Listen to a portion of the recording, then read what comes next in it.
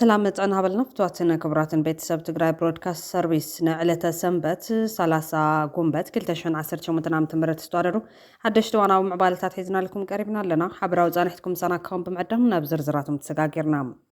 ناب عسران شعاتم قنبت كلتشن عسر شو متنام تمرت أبزوق حليتي أبزوا سمين معراب تقرأي كواب شرر قبل على سراوي تقرأي بستفت من يدرون دبداب نزبت حنا هوت أكال النبرة المقداتي زت تسمعنا مرير حازن نقلز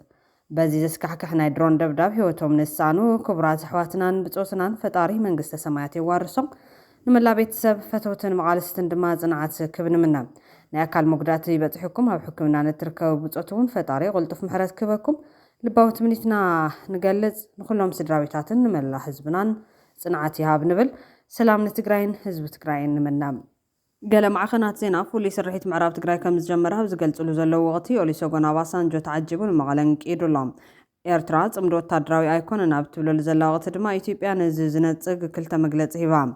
بغالي قط بزر إثيوبيا نتسخصص زلو وحات نقدفن حزون أبحادنت إثيوبيا الدرادار المبالم الزرارة بزعبا خوينام مناسي تقراي دحر حزم سوات زخفلو لقالسي كنتزار كم زقباون تقاليت له بزرزر كنرينا أمون غازيتا ديس ستاندارد بزعباتها بالعل سراوي تقراي استفتصمنا نايدرون متقعات زملكت مس قطر استتحاز حبريتا وطيو تقارون إيرترايانن دليت فتحين متقعات درونن بات متقعاتي كحقوسون استرايا أكالاتن أو جيزا ملوم نزياتهم كالو تقدست معوالتاتنا اللونا مس تقراي برودكاست سيرفيس تنحوم بقدامنت تقارون إيرترايانن دليت فتحين متقعات درونن بات متقعاتي كحقوسون استرايا أكالاتن أو جيزا ملوم تقارون إيرترايان دليت فتحين متقعات درونن بتمتقعات كحقوسون استرايا كالاتنا وجيزهم زوم دليت فتحي طعامي دبرت إيلون إسياسن سلزخون كاترح علامون زينة صارت جف درون مدقاف قباني زبل ملختونا محلالي فمالو كابزوم دليت فتح زخون وقنات حدا منسي يسيف قبريوت توم قدات سبا سلطان زي كونس ملامل مناسي مخانم بملكات عبد تقراي ناي شعبيان بلتقنان سانتان مشكام زنقدو مرحتن بزدبداب نايا ديابو ايتتنكفون اما ايت مناسيات جن درو قدايات كوينة ملويلوم زودغون بيت كريستيان مدهن يعلم شرارو استقبرون استوقعون هوسبيتالات سمين تقراي زاتو تقاللتي نابدي سابا نستخانا بستعقو كالو كباب النموزا دخلنت زعقتو مناسيات رحيم كول اغنزي ولوم وسيخو دما كاب تقراي كيواتو جبا دخلنت هابقازوم كوف كيبلو قفاد حرت عبرخطات دما عرار درون زخبو بمناسي بنفاريت جف سرعة توقعو دستاك سمع كان علامان نلوطن حقازا يمسلن زبالي سيف قد حق بلتقنا زدليم تلاتي بس زلو معبول زبن كوكع انت دليو زدلي ومراح تفليون بلكعن كوكع خليهم قبل على قدود منسي زكال جفجاف قن صبحون نابتا لمتي جفجاف حزب توسد من قد مخانا مردايد الكبليا وجيزو زلم تماسال من قد تقراوي كبرون قداي نقول تقراوي ملخت محلالي فلوم اما لختو تقراوي هاو كندي حد خوينو حبراو زقمو زبده نعدها لون 4 خيلون تفناجلو قبيرو حديرو طاليمو بموت مغزحاو غليوك حقوس غليوك حزن مراي مغلصت زعابي بهرا ودقت يزبل خوينم تقراوي نصقم كا مفتحينا وشط قطمت ايد كان ابدغ بموطوات زمص مفتح يلن مس عدها لخونه مس 4 خيلو خوينم زبالعو خان زبلعو خان زلو كلهم تقارو دقخام اذا حق مقبلنا بتحقنيا مفتحي 500 مقرابي لولم ابزوانا منغو تقارو نطفت محبرو مرخويتات حزر يزلو توريتات تسكفهم قد 4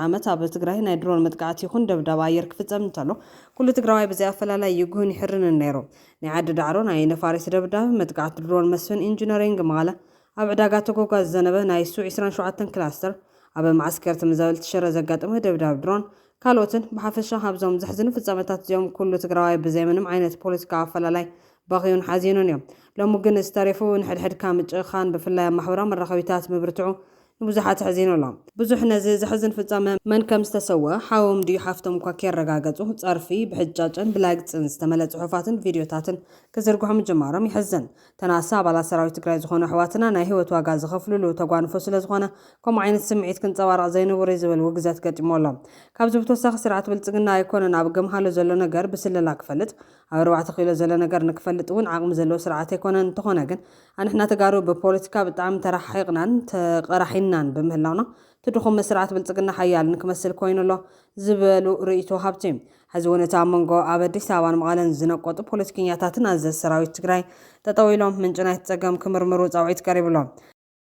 بخلي حبريتا إيرترام تمدو تدراوي هيكون نابتبلو لزلاواتي إثيوبيا نزي إذنت كلتا مجلس إيبام بخلي قد بتصاري إثيوبيا نتخصص زلو حوحات نقدفن ناب حدنت إثيوبيا يندرادر المبالو مزرارة بزعوة خوين الله مناسي تقراي دحر حزي مسوات زغفلو لقالسي كنت أركم زقباون تقاليجام من قصب الزقنا ناي تقراي قزاتات تقراريسهم كوررو نا إيرترا ودبون تماسالي عزاك بتحونا قبره مرح تغلتين هاقراتكن بالعلاونة إثيوبيا كم زي يدرادر مقلاتهم بزحات يقرمي زلام حزب تقراي مسل عرسو سانو كسابة زخبر ولا بنعفان ناي السودان عمران غيرو مواصو خناديو كبل زن حمرحنة حوحات حزا موداته لعلاونة إثيوبيا نمعقاب مس حيلتات أمحارة حويسكا مس بزحات حيلتات إثيوبيا كابتي مس إيرترا سجمرات أمدو استفالي درد كم جمرو بمعخانات زينا زقلت زلو خوينام بوغان حوحات بزعواز ملاش زي مهابو قبول كم زقبر ويم تعذبت زقلتهم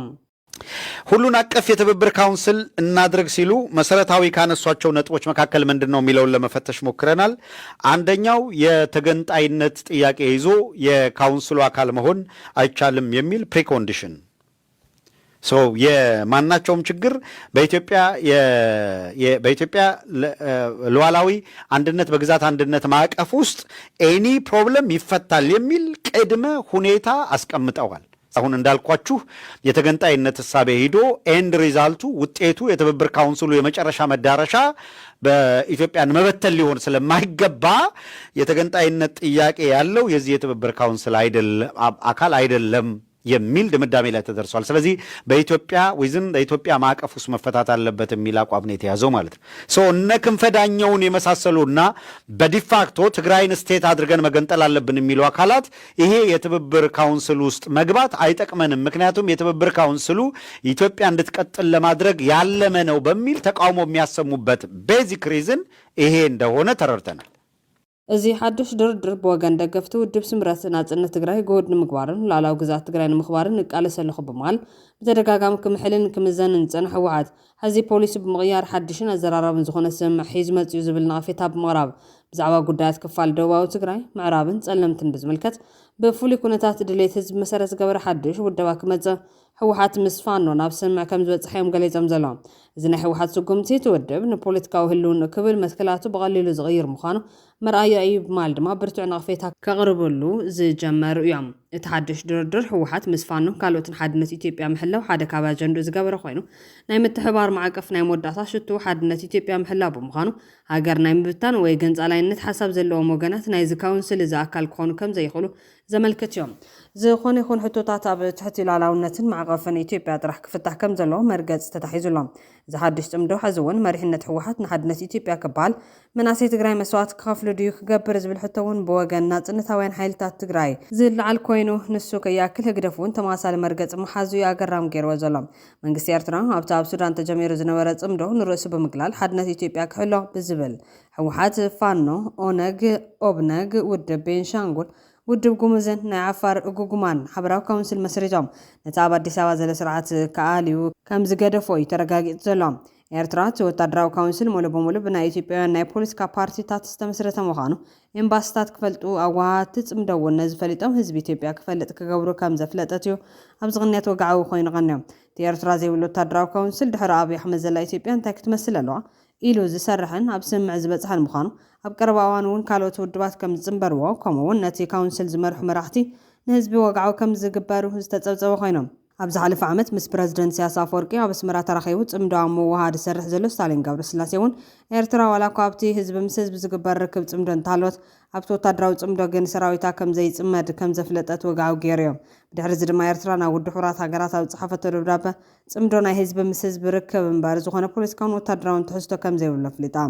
እዚ መንግስቲ ኤርትራ ብድሕሪት ዝድግፎ ዘሎ ሓድሽ ንኢትዮጵያ ከቃንዕ ዝድለ ናይ ትግራይን ካልኦት ሓይልታትን ኢትዮጵያ ጥምረት ብቐንዱ ድሌት ልሂቃን ኣምሓራ ክጎልህ ዝተረኣየሉ ኮይኖም ድሮኳ ሕቶ ሕገ መንግስታዊ ምምሕያሽን ለውጢ ፌደራላዊ ስርዓትን ብወገን ኣምሓራ ከም ዝተለዓለ እዩ ዝግለጽ ዘሎ።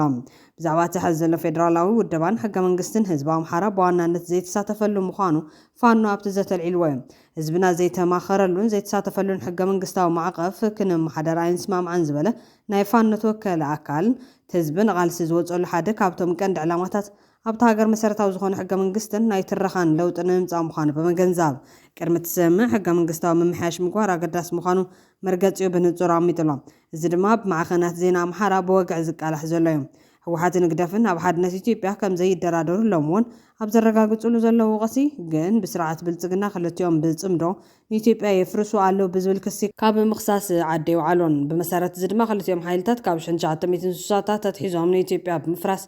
ዝኸሱ ክልተ መግለጽታት እዮም ወፂኦም ዘለዉ ተቐዳማይ መግለጺ መበል 7 መረጻ ኢትዮጵያ ብዓወት ከም ዝተወድአ ዝገለጸ ቀዳማይ ሚኒስትር እታ ሃገር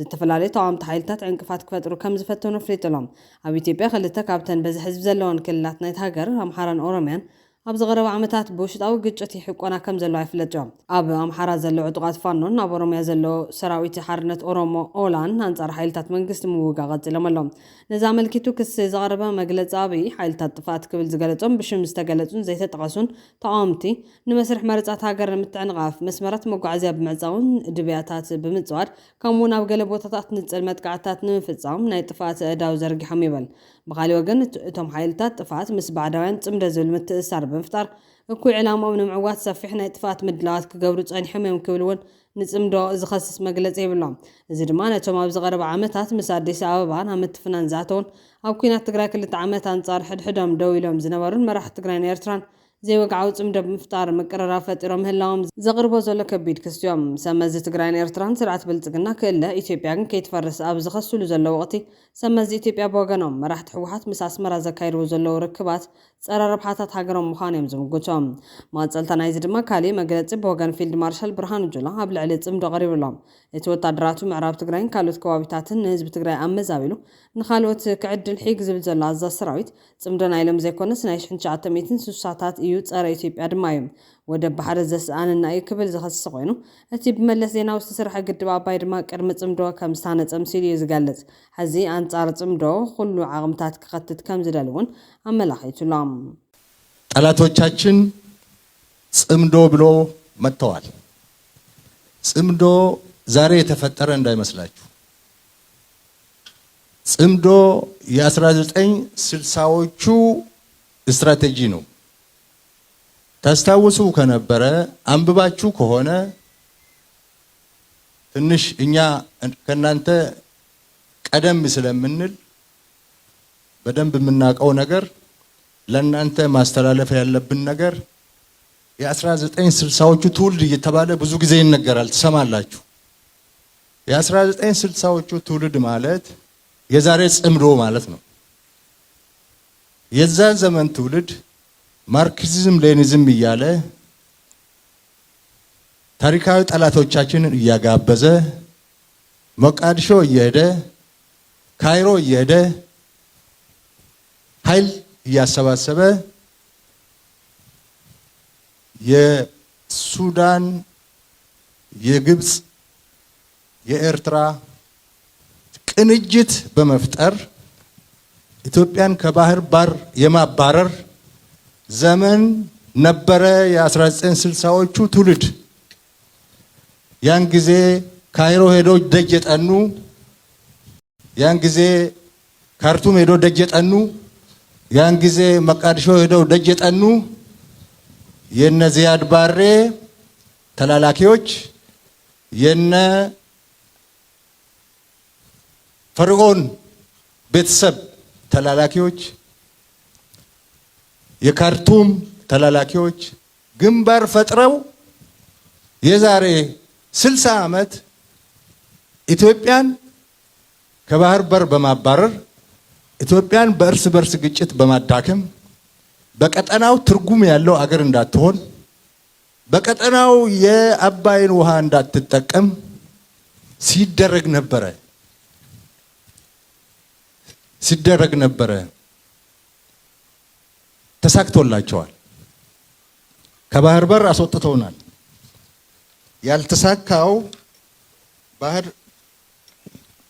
አባይን መገደብ የማትችል አገር መፍጠር ነበር እሱ አልተሳካም ባህር በር የማባረር ግን ተሳክቶላቸዋል የተሳካበት ምክንያት እነሱ ጎበዞች ስለሆኑ ጀግና ስለሆኑ አይደለም እነሱ ባንዳ ስላገኙ ነው የገዛ አገሩን የሚወጋ የገዛ አገሩን የሚያዳክም እርስ በርሱ የሚጨፋጨፍ የራሱ መንግስት የሚያፈርስ ኢትዮጵያን ኢኮኖሚካሊ የሚያዳክም ለጠላቶቻችን ምቹ ሁኔታ በር የሚፈጥር ማአት ባንዳ ከውስጥ ስለተገኘ ነው። አሁንም እሱ ነው። አሁንም እየተደረገ ያለው እሱ ነው። ያን ጊዜ የነበሩ ባንዳዎች መልካቸውን ቀይረው ነው እንጂ ያሉት እነሱ ናቸው።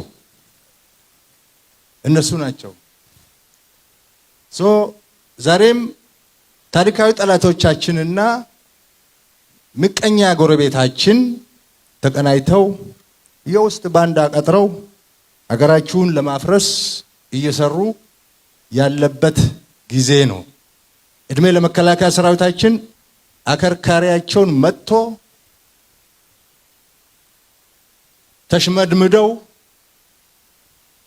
ጣረሞት ላይ ያሉበት ጊዜ ነው። እቲ ሕገ መንግስታዊ ስርዓት ከኽብር ዝግብኦ ሰራዊት ኣብ መንጎ ክልተ ክልላት ዝቕመጥ ዝገብር ዘሎ ኣዛዚ ሰራዊት ንባሕሪ እውን ከም ዝዋጋ ኣብ ዝገልጸሉ ዘሎ ወቅቲ ህወሓትን ሻዕብያን በአንጻሩ ንሓድነት ኢትዮጵያ ለሙን ጠጥኽ ምባሎም ግን ሕቶታት ኣበጊስሎም ብዙሓት ርእይቶ ኣብቲ ክልቲኦም ብኣድማሳዊ ተሓሳስባ ዝተሃነፁ ብፍቕሪ ኢትዮጵያውነት ዝነደዱ እዮም ኢሎም ዝኸስዎም ኮይኖም ሎሙን ኣብ ላዕላውነት ኢትዮጵያ ድርድር የለን ናብ ዝብሉ ሓይልታት ምምላሶም ብደም መናእሰይ ትግራይን ኤርትራን ክቕልድ ኣይግባእን ዝብል ተቃውሞ ክቐርብ ጀሚሩሎም ብፍላይ ንፕረዚደንት ኢሳያስ ኣፈወርቂ ብትሪ ዝነቐፉ ዘለው ኤርትራውያን እቲ ዘይተነበበ ሰብኣይን ሚስጥር ሳልሰይ ትሕበት ሰልፍን ኣብ ትሕቲ ዝብል ኣረስቲ ዝስዕብ ርእይቶ ክህቡ ከም ዝተገደድዮም ገሊፆም ዘለዎም ደቂ ሰባት ንዘይተረድዎ ነገር ክፈርዱን ክወቕሱን ቀሊልዮም መብዛሕትና ንፕረዚደንት ኢሳያስ ኣፈወርቂ ነማርር ክንደይኮን ይጭክን ስለምንታይ እዩ ዝሃገር ዘዕንዋ ዘሎ ናበልና ንሓትት ኢና ሓደ ነገር ዝበርህ ኣሎ ንሱ ድማ ኢሳያስ ክንዲ ፍረጣ ፉካ ትኸውን ጌጋ ከም ዘይብሎም ንሕና ኢና ነቲ ሰብኣይ ብትኽክል ክንርዶ ዘይካልና ኢሳያስ ኣፈወርቂ ተራ ኢትዮጵያዊ ጥራሕ ዘይኮነስ ኣብ ውሽጡ ዝነድድ ስትራቴጂካዊ ኢትዮጵያውነት ዘለዎ ሰብ እዩ ክብሉ ገሊፆሞ ዘለዉ ፀረ ተዛረብቲ ትግርኛ ዝነበረ ምሁር ኢትዮጵያዊ ፕሮፌሰር መስፍን ማለት እውን ኢሳያስ ልዕሊ ማንም ኢትዮጵያውነት ተዓዚበሉ ዝበሎ ፍጹም ሓቂ እዮም ታሪክ ንድሕሪ ተመሊሱ ክዛረብ ከሎ ኣብ ዝቐረባ እዋን እውን ወዱ ንኣስራተ ካሳ ዝበልዎን ተሰሚዕና ኣብ ግዜ ንጉስ ሃይለ ስላሴ እሾኽ ብእሾኽ ብዝብል መምርሒ ኢሳያስ ብመንገዲ ኣስራተ ካሳ ዝተላኸ ውፉይ ልኡኽ ከም ዝነበረ ኣቃሊዕ እዮም ኣጋጣሚ ኮይኑ ግን ንጉስ ለኣኺኡ ወዲቖም እምበር ኢሳያስ ግን ነቲ ዝተላኸ ታሪካዊ ተልእኾ ዛጊድ ኣይክሓዶን ይፍጽሞ እዩ ዘሎ ብምባል ፕረዚደንት ኢሳያስ ንኢትዮጵያ ዝሕለቐሉ ንኤርትራ ብዕሽሽታ ንድሕሪት ክትምለስ ትገብረሉ ሚስጥር ንሱ ምዃኑ ገሊፆም ኣሎም ወሲኾም ድማ እቲ ሚስጥር ኣብ ውሽጢ ሚስጥር እዩ ተዓሽጉ ነይሩ ኣብ ግዜ ቃልሲ ኣብ ውሽጢ ህዝባዊ ግንባር ተራ ተጋደልቲ ዘይፈልጥዋ ሕበት ሰልፊ ከም ዝነበረት ኩሉ ዝፈልጡ ሓቂዮም ዘገርም ግን ኣብ ውሽጢ እታ ሕበት ሰልፊ ካሊእ ማንም ሰብ ዘይፈልጣ ሳልሰይቲ ሕበት ሰልፊ ነይራ ድሕሪ ናጽነት ተኻሊት ሕበት ሰልፊ ብወግዒ ክትፈርስ እንከላ እታ ሰልሰይቲ ግን ዛጌድ ብሚስጥር ተቐጽለላ ኣባላት እዛ ሰልፊ ሕበት ሰልፊ ድማ እቶም እሾኽ ብእሾኽ ተልእኾ ሒዞም ሰውራ ዝወፈሩ መበቀሎም አንድነታውያን ኢትዮጵያውያን ዝኾኑ ሎሚ ኣብ ጫፍ ስልጣን ዘለው ሰባት እዮም ንሳቶም ብተልእኾ እሾኽ ብእሾኽ ተጸዋዊዖም ዝኣተው እቲ ዝተኸፈለ ክቡር መስዋዕቲ ኤርትራውያን ከንቱ ንምግባርን ኣባይ ኢትዮጵያ ንምሕላውን ንምፍጣርን ዝሰርሑ ዘለዎም ሚስጥራውያን ሓንደስቲ እዮም ስልታዊ ዕላሞም ርኡዩ ንኤርትራ ብቁጠባን ብማሕበራዊ ህይወትን ሙሉእ በሙሉዕ ኒኻ ርሳ ከም ዘይትኽእል ጌርካ ድኽምቲ ምግባር ነቲ ሓድሽ ኤርትራዊ ወለዶ እውን ዩኒቨርሲቲ ብምዕፃው ኣእምሮ ምፍራስን ፍቐዱ ከም ዝብታተን ምግባርን በቲ ሓደ ወገን ድማ ኣብ ኢትዮጵያ ዘሎ ስርዓት ብምቁፅጻር ኣብ ኣእምሮ ነብሲ ወከፍ ኤርትራዊ ድማ ካብ ኢትዮጵያ ተፈሊና እንታይ ረቢሕና እኳ ዳ ኸፊኡና ዝብል ናይ ተስፋ ምቑራፅ ስነ ልቦናዊ ስብራት ምፍጣር እዮም ኣብ መወዳእታ ህዝቢ ብገዛእ መረፁ ናብ ኢትዮጵያ ከም ዝሕወስ ምግባርን ንሱን ኢሳያስ ድማ 4 ኪሎ ኸይዱ ክነግስ እዩ እቲ ዓብይ ራእዮም ስለዚ ብፍልስፍናዊ ዓይኒ ክንሪኦ ከለና ኢሳያስ ንላኣኺኡ ስለዚ ክሓደ ክንብሎ ኣይንኸለና ጨካን እውን ክንብሎ ኣይንኸለን ምክንያቱ ንሕና ዕላማ ጥይቱ ስለዝኾነ ኣብ ልዕሊ ጸላይኻ ምጭካን ድማ ንቡር እዮም መብዛሕትኦም ውልቀ መልእኽቲ ሃገሮም ይሃንፅዮም ንሱ ግን ዘዕንዋ ዘሎ ምክንያት ኤርትራ ንዑ ሃገሩ ዘይኮነትስ ደጀኑ ጥራሕ ስለዝኾነት እዮም ኢሳያስ ገና ኣብ ቃልሲ ዘሎ ብማልዮም እቲ መንእሰይ ወለዶ ይፍለጦ ዝብል ዘለዉ ነቲ መንእሰይ ኣስተውዕል ዝብሉ እዞም ኤርትራውያን ሃገርካ ኤርትራ ካብ ግዛት ኢትዮጵያ እያ ነፃ ወፅያ እምበር ካብ ገዛእቲ ኢትዮጵያውያን ገና ነፃ ይወፀትን ኣብ ኤርትራ ዓበይቲ ህንፃታት ምጅማር ይትረፍ ገዛኻ ክትሰርሕ ዘይምፍቃዱ ኣይትገረም ታዘላትካ ንእሽተይ ገዛኻ እውን ከፍርሳ ይኽእል እዮም ምክንያቱ ተልእኹ ንሱ ስለዝኾነ ህዝቢ ካብ ተሰኒህ ናብ ባፅዕ ካብ ዓዲ ቀይሕ ናብ ኣስመራ ብኣውሮፕላን ክገይሽ ዝግብኦ ክነሱም ሎሚ ብኣውቶቡስ እኳ ከይቀሳቐስ ተኸልኪሉ ኣሎ ኣይትገረም ፅባሕ ንጎ ካብ ገዛ ምውፃእ እውን ክኽልከል ይኽእል እዮም ምክንያቱ ዕላማ ጥይቱ ምስ ኤርትራ እዮም ስለዚ ዝባሰ ከይመፀ ኩልኻ ሓበርካ ተቓለስ ድሕሪ ሕዚ ካብ ስርዓት እዚ ዝባሰ እምበር ፅቡቕ ነገር ኣይክትሰምዕን ኢኻ ክብሉ እዮም ፀዊዖም ዘለዎም እዛውዒት ነቶም ናፃ ትግራይ እናበሉ ዝተሰዉ ተጋሩ እውን ዝምልከት ኮይኑሎም መሪሕነት ህወሓት ንሓድነት ኢትዮጵያ እዩ ዳግም ነዞም መናእሰይ ክግብሮም ወይ ናጽነት ዝብል ብሕዚ ወግዓዊ ክገብር ከም ዘሎ ዘመልክት ገለገለ ማዕኸናት ዜና ፍሉይ ስርሒት ምዕራብ ትግራይ ከም ጀመራ ዝገልጻሉ ዘለዎ ቲም ኤሊሶጎን ኦባሳንጆ ተዓጅቡ ንመቐለን ቂዶም ትግራይ ዞባ ምዕራብ ትግራይ ናቦቱ ንምምላስ ኣብ ትገብሮ ጻዕሪ ኤርትራን ሱዳን ክሕግዛየን ዝብል ጸብጻብ ኣብ ዓለም ለኻዊ ማዕኸናት ዜና መወከሲ ብዝኾኑ መርበባት ሓበሬታ ክዝርጋሕ ጀሚሩሎም ትግራይ እቲ ብሓይሊ ተታሒዙ ዘሎ መሬታ ንምምላስ ንዝግበር ምንቅስቓስ ናብ ሓደ ዓብዪ ዞባዊ ውግእ ንምእታው ኣብ ኣፍ ደገ ይርከብ ዝብሉ እዞም ጸብጻባት ካብቲ ናይ 2020 ክሳብ 2022 ውግእ ብፍልይ ዝበለ መንገዲ ኣብዚ 2026 ኣቋፅራ ፈረንጂ ሓደ ዓብዪ ናይ ኪዳን ለውጢ ተራእዩሎም ህወሓት ምስ መንግስቲ ኤርትራ ምስ ሓይልታት ሱዳን ከምኡውን ምስ ገሊኦም ናይ ኣምሓራ ፋኖ ሚሊሻታት ብምስጢርን ብግሁድን ብምስምማዕ ተኣፋፊ ኪዳን ፈጢሩ አንጻር ፌደራል መንግስቲ ኢትዮጵያ ይንቀሳቀሰሉ ዝብል ዝርከቦም ዘለዓሎም ቁልፊ ትሕዝቶታትን ናይ ስትራቴጂ ለውጥታትን ድማ እቲ ናይ 2026 ፀጥታ ኩነታት ፀላእየ ዓርከ እዩ ብዝብል መትከል ዝተመርኮሰ እዩ ንሰራዊት ምክልኻል ሃገር ኢትዮጵያ ካብ ኩሉ ኣንፈት ንምኽባብ ዝዓለመ ይበል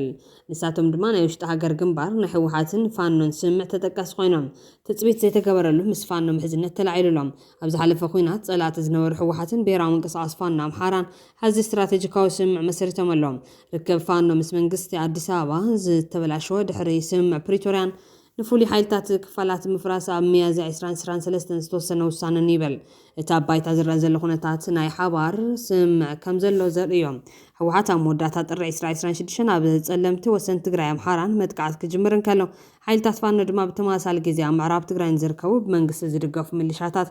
የተከዘ ዘብ መጥቃዕቲ ሰንዚሩሎም እዚ ድማ ንፌደራል ሓይልታት ምብታን ምላሽ ከይህቡ ንምድንጓይ ዝተገበረ ይበል ዋላ እኳ መንግስቲ ኤርትራ የለኹን እንተበለም አንጻር ፌደራል መንግስቲ ኢትዮጵያ ዘቕንዐ ጽምዶ ዝተሰመየ ስሙር ግንባር ይድግፈሎ ዝብል ተንታና ኣብ ጉንበት 2026 ኣብ ከተማ ፖርት ሱዳን ኣብ ዝተኻየደ ዋዕላ ወከልቲ መንግስቲ ኤርትራ መራሕቲ ሱዳን ዕሉላት ናይ ኣምሓራ ብሄርተኛታትን ካልኦት ዕጡቃት ተቃዋምትን ተረኺቦም አንጻር ተብርዋት ኸይሉ ዘሎ ምሕዳር ብሓባር ደው ክብሉ ተስማዕሚዮም ይብል ናይ ከበባ ስትራቴጂ ዝምልከት እውን ሙሉእ ውግእ እንተዳ ተጀሚሩ ህወሓት ካብ ሰሜን ፋኖ ካብ ደቡብ ኣምሓራ ከምኡውን ካብ ሱዳን ዝርከቡ ሓይልታት ትግራይ ብሓገዝ ሱዳን ኤርትራን ካብ ምዕራብ ብምዕራብ ንምዕራብ ትግራይን ፌደራል ሰራዊትን ካብ ኩሉ ሸነኽ ንምኽባብ ተዳልዮም ኣለዉ ይብል ናይ ምዕራብ ኦሮሚያ ወጥሪ እቲ ብኤርትራ ይስልጡን ከም ዘሎ ዝንገረሎም ናይ ፋኖ ሚሊሻታት ኣብ ምዕራብ ኦሮሚያ ዘርእይዎ ዘሎ ምንቅስቓስ ከቢድ ዝቐጥል ከም ዘስዕብ ገይሩሎም እስጋት እዚ ነቲ ተበታቲኑ ዝነበረ ሰራዊት ሓርነት ኦሮሞን ማሕበረሰቡን ንምክልኻል ብዝብል ዳግማይ ንክተኣኻኽብን ንክበራታትዕን ዕድል ሂብዎ ኣሎ ይበል መንግስቲ ኣዲስ ኣበባ እውን ነዚ ሓደጋታት ዝብናቱ ናይ ወኪል ማሕበሪ ይምክተሎም ኢትዮጵያ ንተቃዋምቲ ውድባት ኤርትራ ከም ብርጌድ ንሓመዶን ናይ ዓፋር ተቃዋምትን ኣብ ኣዲስ ኣበባ ቤት ጽሕፈት ሂባ ንመንግስቲ ፕረዚደንት ኢሳያስ ኣፈወርቂ ንምውዳቕ ትድግፎም ኣላ ብተወሳኺ ኢትዮጵያ ንሓይልታት ቁልጡፍ ደገፍ ሱዳን አንጻር ሰራዊት ሱዳን ስልጠናን ደገፍን ትህብ ከም ዘላ ጸብጻባት ይሕብሩ ይብል ኣብ መደምደምታ ምዕራብ ትግራይ ሕዚ ናብ ሓደ ሓደገኛ ዝባዊ ናይ ውክልና ውግእ ተቐይሩላ ህወሓት ንምዕራብ ትግራይ ንምቁፅጻር ዝገብሮ ዝኾነ ይኹን ወታደራዊ ምንቅስቓስ ንኢትዮጵያ ኤርትራ ሱዳን ዝተፈላለዩ ብሄራዊ ዕጡቃትን ዘሳትፍ ሰፊሕ ዞባዊ ውግእ ክቅስቅስ ዓብዪ ተኽእሎ ኣሎ ክብል ዘጠንቀም ከም ውፅኢቱ ድማ ሕብረት ኣፍሪካ ብፕረዚደንት ነበር ኦሉሴጉን ኦባሳንጆ ኣቢሉ ሓዱሽ ጻዕርታት ሽምግልና ንምጅማር ውጥን ከም ዘለዎ ኣመላኺቱ ዝበሃል ዘሎ ኦሉሴጉን ኦባሳንጆ እቲ ብዓርቢ ዝተፈፀመ መጥቃዕቲ ድሮን ተዓጂቡ ናብ መቐለ ምምላስ ከም ዝጅምር እዩ ኣፍሊጡ ዘሎ እቲ ናይ ሕብረት ኣፍሪካ ልኡኽ ቅድሚ ሕዚ እውን መንግስቲ ኢትዮጵያ ዘጥዕም ኩነታት እናመቻቸወ ኣይተ ጌታቸው ረዳ ቅድሚኡ ከም ዝገለጸ እውን ደድሕሪኡ መጥቃዕቲ ድሮን እናኸተለ ነቲ ዘይተፈፀመ ስምዕ ብልዕልና ብልጽግና ክፍረም ገይሮም ሕዚ ድማ ኣብዚ ጉዳይ ኣመልኪቱ ሰበስልጣን ሕብረት ምስ ወከልቲ ሃገራት ዓባይ ብሪጣንያን ኣውስትራልያን ከም ዝተላዘቡ ተሓቢሩሎም ኮሚሽን ፖለቲካዊ ጉዳያት ሰላምን ድሕነትን ሕብረት ኣፍሪካ ኣብ ማሕበራዊ ሚድያ ኤክስ ከም ዝሓበሮ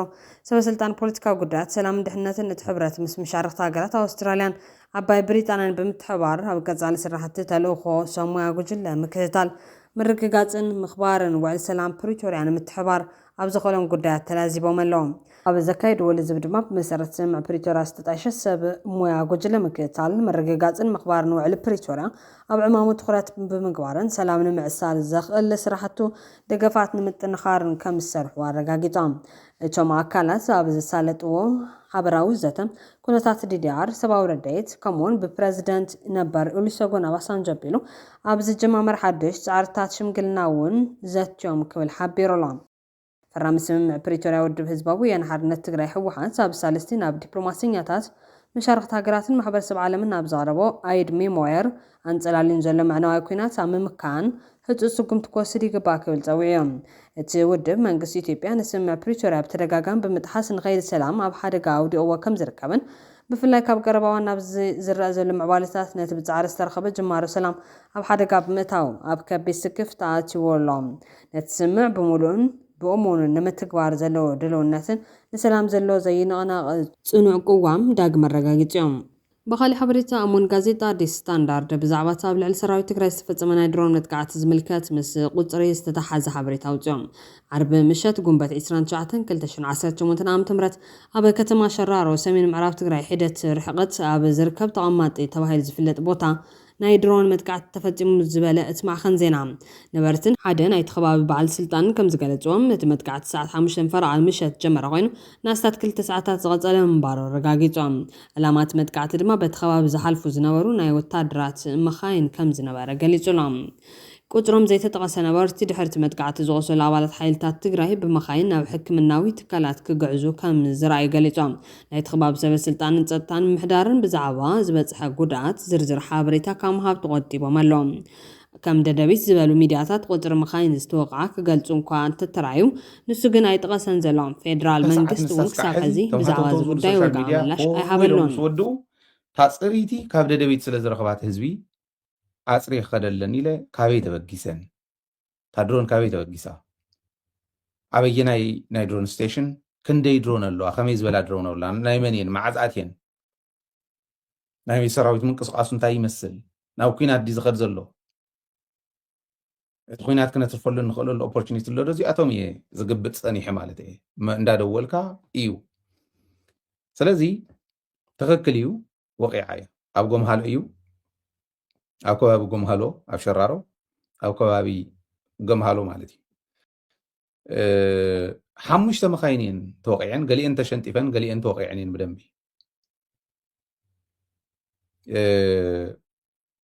መብዛሕትኦም ስታፍ እዮም ተወቅዑ ሰባት እውን ኣለዉ ተወቅዑ ሰባት ኣለዉ እዚ ንኸይህሉ ጥንቃቐ እዩ ዝግበር እዚ ንኸይድገም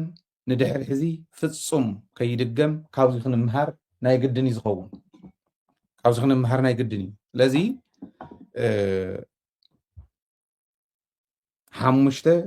መኻይን ተወቂዐን እየን ተን ሰለስተ ሽንጣፍ እዩ ተን ክልተ ግን ተወቂዐን እየን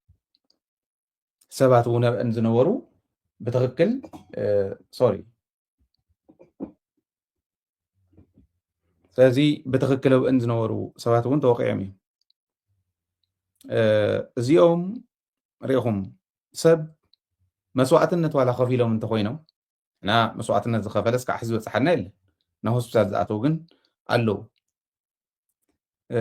እቶም መስዋዕትነት ዝኸፈሉ ጀጋኑና እዮም መስዋዕትነት ዘይከፈልና ካብ መስዋዕትነት ወፃኢ ብዝኾነ መንገዲ ዓዲ ክነመሓድረሉ ንኽእለሉ ህዝብና ክነመሓድረሉ ንኽእለሉ መንገዲ ክንደልልና ኩሉና ኢና ከዓ እንደልዩ ህወሓት ጥራሕ ኣይኮነትን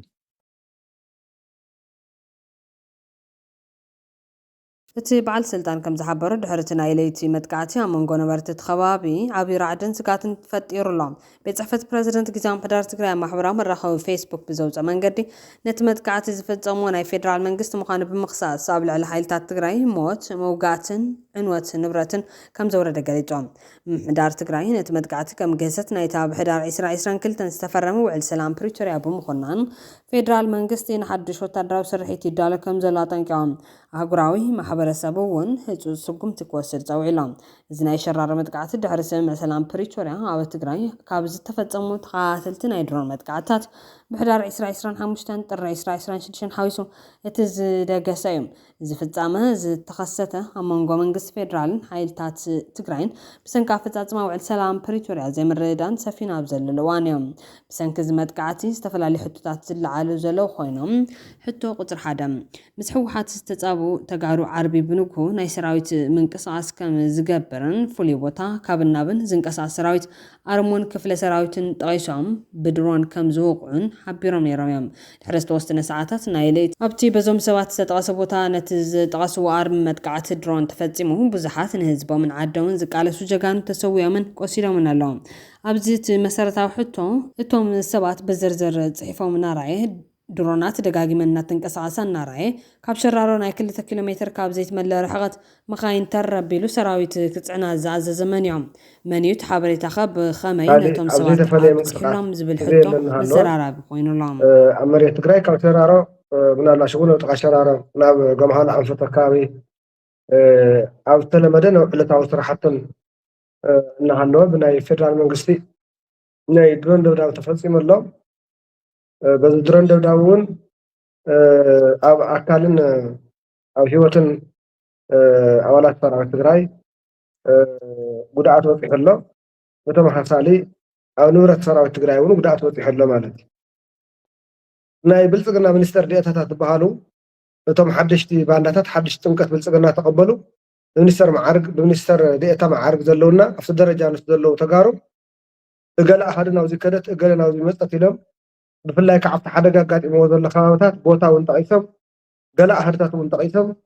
ሰዓትን ቦትኡን እውን ጠቂሶም ብተደጋጋሚ ክቃወምዎ ርኢና ኢና። ዝኾነ መሪሕነት ብማሕበራዊ ድህረ ገፅ ብዝግበር ክመርሕ ኣለዎ ማለት ኣይኮነን። ግን ከዓ ከምዚ ዝበለ ሓበሬታ ክመፅእ ከሎ ኢድ ፀላኣ ከም ዝኣተወ ግን ሓበሬታ ዝህብ እዩ ማለት እዩ። ኣብ ኢድ ፀላኣ ከም ዝኣተወ ካብ ታራ ምንቅስቃስ እውን ካብ ታራ ሰብ እውን እንተዝመፅእ ከምዚ ዝበለ ሓበሬታ ወፂሑ ከም ዘሎ እንተተፈሊጡ ንዙ ዝምጥን ጥንቃቐ ክግበር እንተስ እዚ ክንብል ኣይንደልን ወታደራዊ ስልቲ ወታደራዊ ጥበብ ኣነ የተገበረ ይብልን ግን እንተገደደ ነሰጋጢሙ ዘሎ ሓደጋ ዝቕምስ ናይ ዓለም ጥንቃቐታት ግን ምግባር እንተኸኣለ ማለት ወይ ትኩነታት ብምቕዳም ወይ ብምድሓር ወይ ነዚ ክግበር ዝግብኦ ጥንቃቐ ምግባር ወይ ናብ ካሊእ ሜላታት ምቕያር። ስለዚ ኣብ ከምዚ ዝበለ ዝረአ ዘሎ ታራ ሸለልተኝነት ብሓቂ ካብዚ ንዓቐ ውትድርና ስለዝኾነ ብሚድያ እውን ስለዝኾነ ፀላእት ካብ ዝግባእ ንዓቐ ከይብለፅሉ ካብዚ ንዓቐ ክዛረብ ኣይደልን። ግን ማለት ኣነ ብሓቂ ሓይሽ ምሕዘን እዩ መሕፈሪ እዩ ማለት ኣብ ውግእ መስዋዕቲ እየጋጥምን ኣብ መኸቲ መስዋዕቲ እየጋጥምን ኣይኮነን ዘለና ከጋጥም ይኽእል እዩ። ግን ተገዲድካ ተኣትወን ክትገብሮ ዝግበአካ እንተዘይኮይኑ እምበር ብሸለልተኝነት ከምዚ ዘሎ ከጋጥም ኣይግባእን ነይሩ ዝብል ሓደ ከመቕመጥ እንደሊ እቲ ካልኣይ ስታሊን ንምንታይ እዩ ዝኮይኑ ዝብል ግን ንዓይ ሓድሽ ነገር ኣይኮነን እዩ ዝብል ኣብዛ ሚድያ እዚኣ ዛራ ሚድያ ቀሪብና እኳስ ኣነ ንስኻን ብዛዕባ ጉዳይ እዚ ካብ ንዛረብ ሓደ ዓመት ኮይኑና ኣለ። ትግራይ ሕዚ እውን ትሕት ፀላእት ስለ ዘላ እያ ብዝተወደበ ካብ ታሕቲ እስካብ ዓላዕሊ ፀረ ባንዳታትን ሰለልትን ንገብሮ ወፍሪ ብጣዕሚ ድኹም ስለ ዝኾነ እዩ ህዝቢ ይዛረበለ እዩ። ሚድያታት ይዛረባ ኣለዋ እየ ትግራይ ይዛረበለ እዩ። ንዚ ንዒቕካ ምሕላፍ ሽላ ምባል እዩ ተዓብዩ ፀገም ዝኒሄ። ሽላ ምባልን ንዒቕካ ምሕላፍ እንተይኮነስ ንምንቅስቃስ ፀላእን ዕላማ ፀላእን ኣብ ግምት ዘእተወ ነዚ ዝምጥን ዝተወደበ ናይ ወታደራዊ ስለላ ስራሕትና እውን ድኹም ብምዃኑ እዩ። ኣይነው ዋት ኣም ቶኪንግ እንታይ ይዛረብኩም ዘለኹ ፈሊጠ ይዛረብ ዘለኹ ምክንያቱ ነቲ ፀገምና ብግልፂ ምልዓል እዩ ዝሕሸና ብድፍረት ምልዓል እዩ ዝሕሸና። ካብዚ ንዓቐብ ፀገም ከጋጥም እውን ንዓይ ኤክስፔክትድ እዩ። ንወለ ስላሴ ኣዲስ ኣበባ ኮይኑ ዝመርሕዎ ዘሎ ካልኦት ኣዲስ ኣበባ ኮይኑ ዝመርሕዎ ዘሎ ብምቅንጃው እዩ ዝምራሕ ዘሎ ዝኾነ መራሓ ዝኾነ ኣካል ካብ ዝኾነ ቢሮ ስለ ዘለዕልካዮ ዓቕሙታት መንጢልካዮ ማለት ኣይኮነን። ፉል ታይም ኣብዚ ስራሕ እዚ ተመዲኡ እዩ ዝሰርሕ ዘሎ። ብዋትስኣፕ ኣኸባታት ይግበሩ እዮም ዘለዉ ካብዚ ንኣዲስ ኣበባ ኣብ ውሽጢ ትግራይ ካብዚ ንዓፋር ነዚ እኹል ምንቅስቃሳት ይግበር ነዚ እኹል ጠመተ ተባሂቡ ይምራሕ ኣለለ ይኣምንን ኣነ ሓደ ብግልፂ ክልዕሎ ዝደሊ ብተደጋጋሚ ነልዕሎ ገለ እናበልና መፂና ኢና ልምዓት ዝተመልዓለ የድልየና ዘይሰሓት ስሕተት ኣይተሰሓቱ ኢና ኢልና። ስለዚ ሕዚ ብተግባር ንሪኦ ዘለና ከምዚ ዝበለ ጉርፍጥነት ከምዚ ዝበለ ተኸኣኢልካ ምኻድ ኣነ ብጣዕሚ እየ ዝሓዝን ማለት ውልቀ ሰባት ልዕሊ ትግራይ ገኒኖም ማለት ዳርጋ ኣብ ትግራይ ክትነኽኦምስ ብጣዕሚ ዘፅግም ኮይኑ ማለት ስለዚ ብተግባር ንሪኦ ዘለና እዚ ኢና ድሓር ብሓደ ገፅ ስራሕና ኣለና እዮም ዝብሉና ብሓደ ገፅ ከዓ ከምዘሎ ፀገም ከጋጥም ከለ ከዓ ንሕና እንተ ንህልኮ ከምዘይምኾነን ገለ እንተ ዝህልኮ ከምዘይምኾነን ይብሉና። ሕዚ ዝኾነ ሚስተር ኤክስ ሚስተር ዋይ ነምኽንዮ እውን ኣይፍልን መንግስቲ ትግራይ እንተ መንግስቲ ትግራይ ዝመርሕ ዘሎ ህዝባዊ ወያነ ሓርነት ትግራይ ብፍላይ ከዓ በብደረጅኡ ዘለኹም ወታደራዊ መራሕቲ ካብዚ ንዓቐብ ካሊእ ስራሕ ዘለኩም ይመስለና። ስለዚ ሓደ ነጋጢሞ ክልተ ነጋጢሞ ይኮንና ንዘለና ወታደራዊ ምንቅስቃስ ከም ዘሎ የጋጥመና ይኮንና ንዘለና ኣብ ኢርሊ ሞርኒንግ ኣኮም ዘሎ ምንቅስቃስ ክንከላኸለና ከኣልና እዩ ከም ዘሎ ዘጋጥመና ዘሎ ስለዚ ሕዚ እውን በዚ መንገዲ ንቅፅል ተኮይና ካብዚ ዝኸፍአ እውን ከጋጥም ይኽእል እዩ ንጥንቀቕ ዘለና ዳርጋ ዙርያ ጥምጥም ዝኸይድ ዘለኹ ወተድርና ስለዝኾነና ወታደራዊ ስለዝኾነና ኣብ መዓልቲ ኩነታቶም ክንዛረበ ኢልና እምበር ካብዚ ንዛረበሉ ብቑዕ ምክንያት እውን ኣለና ማለት ስለዚ በዚ መንገዲ እዚ መንግስቲ ትግራይ እውን መግለፂ ኣውፅኡ ኣሎ ድሓር ትሕዝትኡ እናርአናዮ ክንከይድ ኢና